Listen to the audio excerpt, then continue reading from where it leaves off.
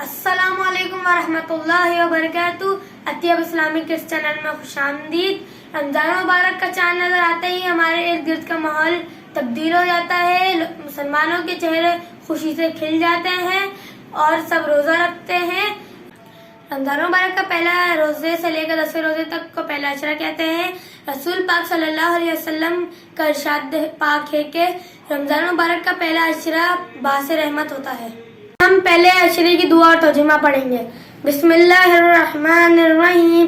اللہم رب اغفر ورحم وانت خیر الراحمین. بسم اللہ الرحمن الرحیم. اللہم رب اغفر ورحم وانت خیر الراحمین.